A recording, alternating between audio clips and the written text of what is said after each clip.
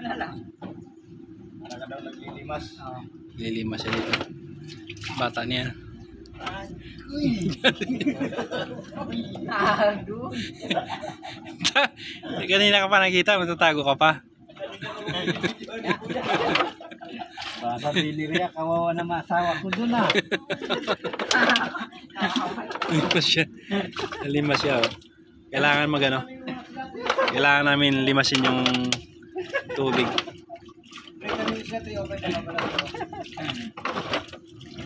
Wag. Kasi ano, kailangan sakto. Tama na yan. Para dire-diretso tayo. Hindi, kailangan sakto. Baka makita na naman tayo ng ano dyan. Nililimas namin mga kapatid yung ano. Tubig dito sa kulom gawa na. Pagka binuhusan mo yan na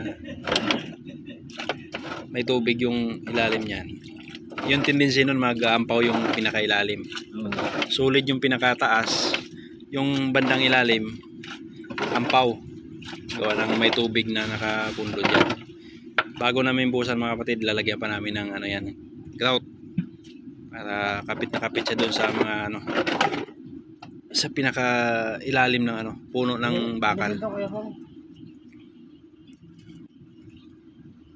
Ano inukay mo yan? Walang kasag yan.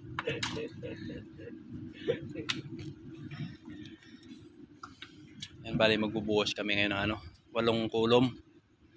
Naka-ready na lahat, may ano na. May mga spacer na ibabaw niyan. Upload na rin yung ano yan, buhos niyan. Kaya pwede na siyang buhusan. Pinalimas yung na lahat ng mga ano, tubig. Medyo maano lang. Maraming tubig gawa na ano, walang tigil ang ulan dito pagka ano. Gabi, umulan. Buti ngayong araw nakisama yung panahon, hindi siya umulan, medyo makulimlim. Tuloy-tuloy yung trabaho ng tao. Yan, pagka laging umulan na trabaho yung tao tapos mabasa, hirap magkasakit. Kailangan ingatan natin yung tao natin. Hindi tayo puro ano, huwag tayo puro pansariling kapakanan. Kailangan natin isipin din yung ano, kalusugan ng tao para ano, tuloy-tuloy yung biyayang pumapasok. Yan.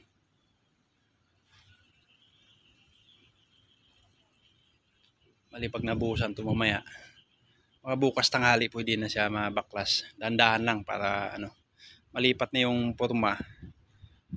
Papatuloy ko na rin yung ano nito, pinakabakal sa roof beam para ma-forma na yung ano, second lip niya. Kasabay na siya buhos yung ano, yung mga biga. Naka-ready na rin dito ano, mixer. So ano na, mag-break time na. Kaya pa-break timing ko na yung tao para ano, tuloy-tuloy na yung buhos namin.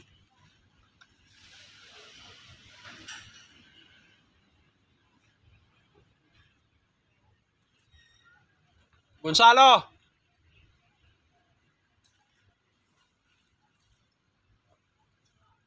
Ito marami din tubig. Halos ano na. Kunti na lang yung hindi nalagyan ng ano, stirrup. Ayos din yung bagong pasok na Steelman namin. Mabilis maglagay ng anilyo. Kikita mo talaga na ano,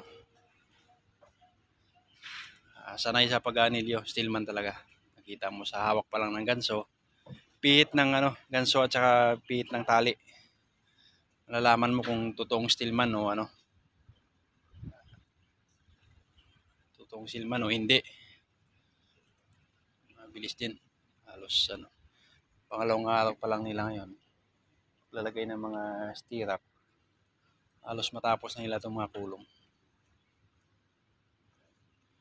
Mali dito muna kami focus lahat sa ano, sa kitchen muna. Pagka na ano na to, buhusan, ano na, continuous na sa roof beam. Mauna munang ano to, tatapusin yung pinaka kitchen para ano. Pero kailangan may ano pa rin dito. Tuloy-tuloy pa rin trabaho dito sa may pinaka ano, dining area. Hindi natin pwedeng mapaiwan ito kahit na medyo focus dito sa kitchen. Kailangan may gumagalaw din dito sa ano, pinaka dining area. Medyo malaki-laking trabaho to. Pagka natapos na buhusan yung mga kulom, naka-press slip na, backfill ko na yung mga lupa para mapantay na to. Makuha na yung pinaka elevation.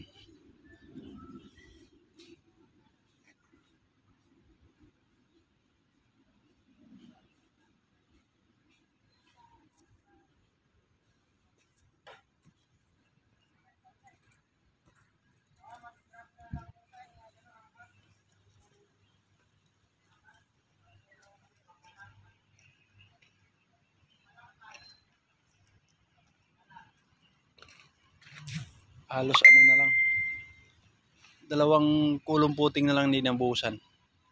Pina-stop ko po na yan sa kulong puting, gawa na yung graba gagamitin namin doon sa ano, sa first slip ng kulom. Mamayang gabi pa dating yung isang load ulit na ano, graba namin. Bukas continuous ulit yung buhos. Marami pa naman kami simento, karating lang kahapon yung 200 bags na simento. Yan, halos puno ng tubig.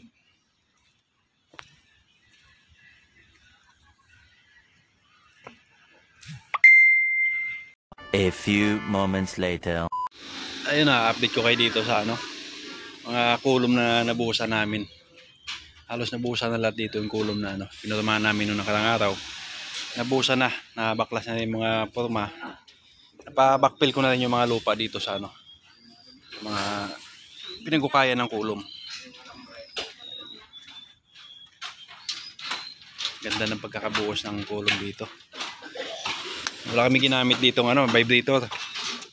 Ano lang, salaksak lang at saka pukpok yung mga gilid.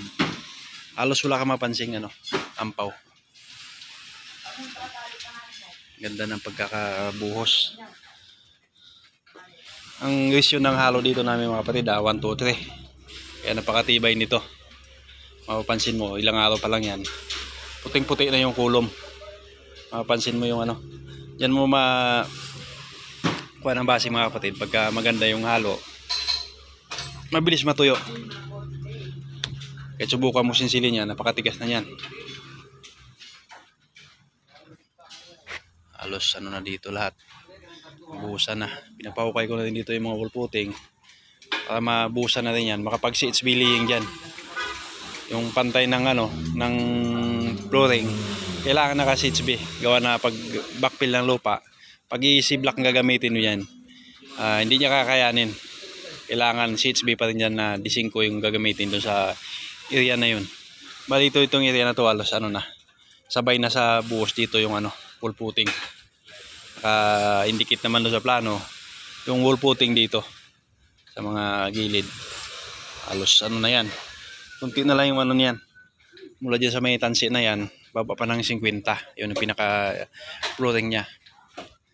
Bali tapos na rin yung ano nito, mga bakal nito sa ano, hanggang bottom ng ano, roof beam. Bali yung roof beam dito, kasabay yung buhos dito sa ano, concrete gutter.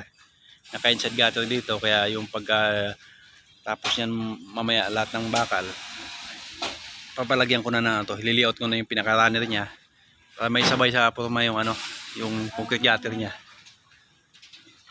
At ito paikot hanggang doon sa area na yun. Kailangan maano na yan, ma-layout ko na yan. Halos hindi makapagtuloy-tuloy ng ano, gawa na naulan. Halos araw na ulan dito, medyo ano, basa yung tao. Kailangan natin ano, kailangan natin magsakripisyo sa ano, sa ulan. Minsan pagka lumakas, pinapasilong ko sila, hirap na magkasakit yung tao. Medyo maiksi yung ano namin dito, deadline, kaya kailangan ano, matutukan ko yung tao para matuloy-tuloy ang gawa kahit na medyo umuulan. Sumisilong naman pagka sobrang lakas. Kawawa naman yung tao pagka ano, laging nababasa. Halos ano na rin lahat yan. Malitong area na lang, mali 5 kulom na lang dyan yung walang, hindi pa tapos yung pinaka ano, anilyo niya. Bukas ma-layout ko na itong mga runner niya para malagyan na rin ng bakal yung ano, roof beam.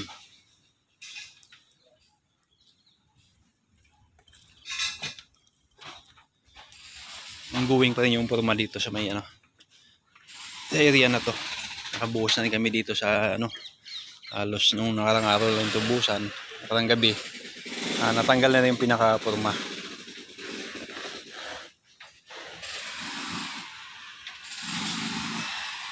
Bali magbubuhos dito ngayon ng ano, may dalawang kulong puting pa kami ninabuhusan.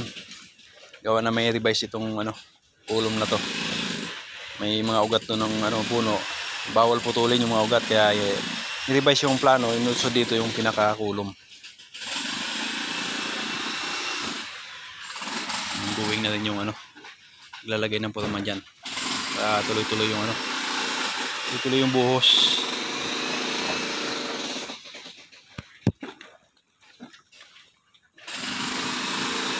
Bulosoy.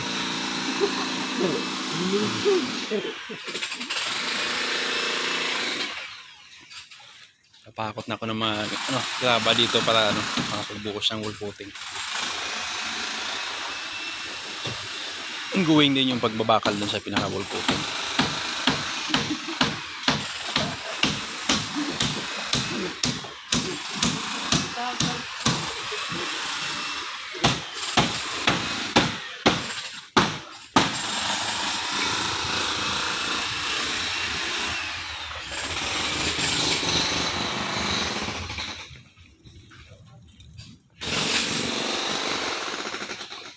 Halos puno ng tubig yung ano, yung hukay dito. Ayun o, hindi na maligo dyan o.